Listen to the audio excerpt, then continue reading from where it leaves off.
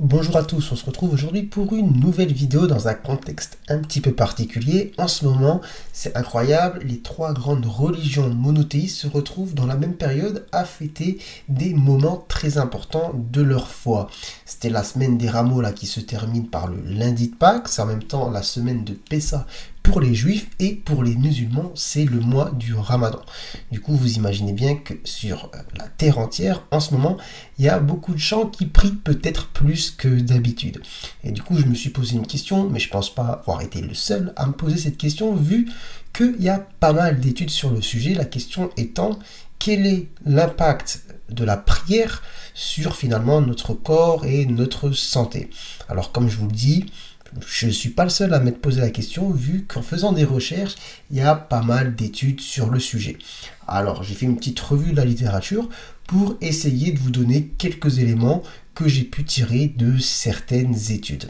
Après, évidemment, quand on regarde des études, il faut garder un esprit critique, c'est toujours très important, et se dire qu'on ne fait pas de conclusion générale sur une seule étude. Cependant, ça donne quand même des pistes de réflexion, et ça pourra peut-être par la suite amener à faire des études de plus grande ampleur, avec une méthodologie peut-être plus carrée, mais en tout cas, il y a des choses sur le sujet, et on peut décrypter un petit peu, essayer de regarder tout ça, c'est quand même assez intéressant. Première chose, c'est sur finalement le fonctionnement du cerveau au moment de la prière. Alors, il y a une étude américaine, pas trop ancienne, je pense de 2016, qui a été faite sur les Mormons. Donc, cette étude réalisée sur les Mormons consistait à quoi? Ça consistait à faire de la neuroimagerie pendant des rituels, on va dire, religieux. Donc, on mettait les gens dans des IRM et on regardait un petit peu le fonctionnement de leur cerveau durant justement des activités à connotation religieuse. Et là, qu'est-ce qu'on remarque sur la neuroimagerie, sur l'IRM? On remarque que les zones du cerveau qui sont activées justement au moment de la prière sont les mêmes qui sont impliquées dans ce qu'on appelle les circuits de la récompense. Le circuit de la récompense dans le cerveau va mettre en jeu différentes régions, je ne vais pas entrer forcément dans les détails, et va mettre en jeu aussi différents neurotransmetteurs que vous connaissez sûrement de nom, comme par exemple la sérotonine ou la dopamine, ce qui va amener à la sensation de plaisir, de bien-être et surtout à l'envie de réitérer, de recommencer finalement ce qui vous a apporté du plaisir. C'est ce qui va être le cas par exemple, je ne sais pas, quand vous allez manger du chocolat, vous allez ressentir quelque chose d'agréable, de plaisant, et c'est ce qui va vous amener peut-être par la suite à vouloir reproduire la chose, mais ça va être la même chose avec par exemple l'activité sexuelle ou dans le pire des cas aussi avec les drogues.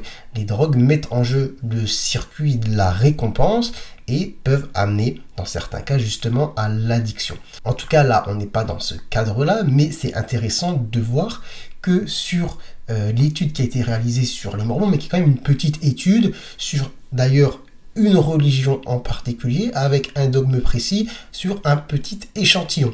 Cependant, sur cette étude, on remarque effectivement à l'imagerie que la partie du cerveau qui est quand même activée et mise en évidence sur les IRM, c'est celle du circuit de la récompense. Donc mise en jeu du système finalement cérébral du plaisir qui donne l'envie justement de réitérer un petit peu l'expérience, ce qui n'a rien de surprenant finalement, mais c'est quand même assez récent de le mettre en évidence. Donc ça laisse une petite piste de réflexion et c'est tout de même assez surprenant de le voir à l'image. Si on reste finalement sur les mécanismes neurologiques, qu'est-ce qu'on retrouve aussi qui est en tout cas suggéré ou mis en évidence dans certaines études, c'est le contrôle finalement de la douleur via la prière.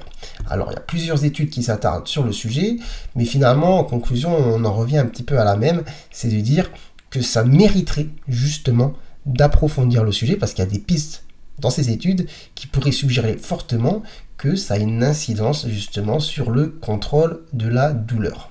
Je vous mettrai de toute manière les liens des études si ça vous intéresse de regarder, de lire un petit peu plus en détail pour essayer un petit peu de vous faire un avis, de regarder, de réfléchir, d'approfondir. C'est comme vous voulez, en tout cas je vous passe quelques liens dans la description. On reste sur le domaine du cerveau et là on a une étude pareil qui n'est pas une étude de grande envergure. Alors je regarde un petit peu les chiffres, c'est une étude menée en Israël sur des femmes musulmanes. Et on fait en fait, elle a été menée pendant plusieurs années et c'était pour but de voir justement l'incidence de la démence, de la maladie d'Alzheimer entre les femmes justement qui prient beaucoup et celles qui ne prient pas. Et cette étude constate un risque diminué de 50% de développer la maladie d'Alzheimer chez les personnes qui qui priaient beaucoup. Alors pourquoi ils ont fait que chez les femmes? Je suis en train de regarder un petit peu. Le test n'a pas été effectué parmi les hommes, parce qu'en fait, finalement, dans la population des hommes, quasiment tout le monde priait, donc c'était pas statistiquement significatif de faire des résultats là-dessus. Ils ont gardé uniquement le groupe des femmes, et ils ont vu sur cette étude, en tout cas, que ça diminuait significativement le risque de développer cette maladie. Maintenant, voilà, à faire à plus grande échelle, peut-être, voilà, développer des conclusions plus concluantes, mais en tout cas, ça reste des pistes de réflexion très intéressante. Là par contre on a une étude quand même assez costaud, c'est sur les effets sur la dépression et l'anxiété. On a une méta-analyse qui recense plus de 850 études. Donc une méta-analyse, en gros c'est une étude qui va regarder un petit peu tout ce qui a déjà été fait sur la question et qui va essayer de faire une conclusion un petit peu des résultats.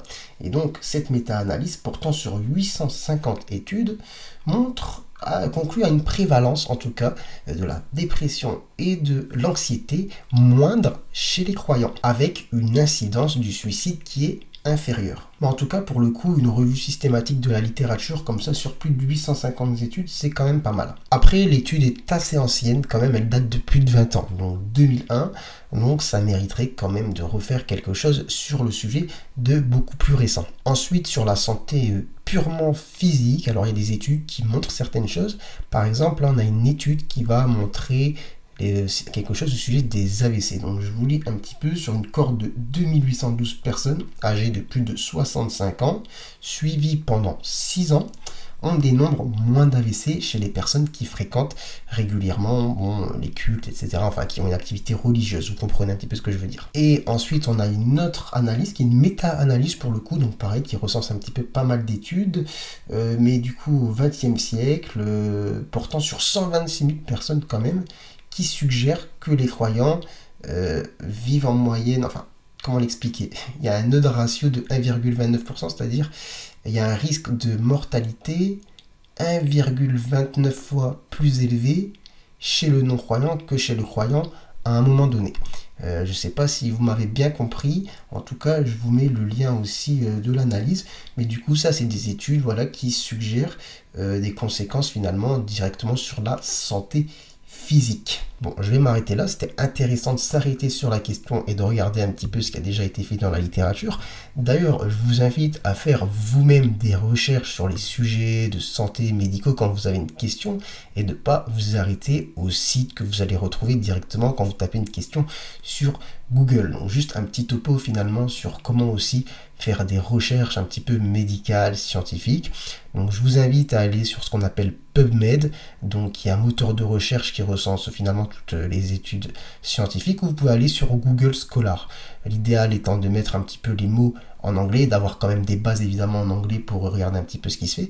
Et comme je dis, c'est d'avoir à l'idée que une étude ne suffit pas pour porter des conclusions qu'on peut généraliser, mais ça donne toujours des pistes de réflexion et c'est comme ça qu'on fait de nouvelles études. On regarde déjà ce qui a été fait, on voit qu'il y a des pistes et on se dit on va faire des études mieux menées. Mais on fera, je trouve que c'est intéressant de faire une vidéo sur justement comment monter des études et comment savoir si justement une étude est solide ou non. En tout cas, pour le coup, c'était une vidéo un petit peu dans l'air du temps. Comme je vous ai dit, c'est Pâques, c'est Ramadan, c'est Pessa. Donc finalement, bonne fête à tous ceux qui sont concernés par ces différents cultes, par toutes ces fêtes religieuses, etc. Donc bonne fête à vous. Et sur ce, j'espère surtout que cette vidéo vous aura plu, vous aura apporté peut-être voilà, des éléments de réflexion, etc. Et j'espère vous retrouver très bientôt pour de nouvelles vidéos. Allez, sur ce, ciao ciao.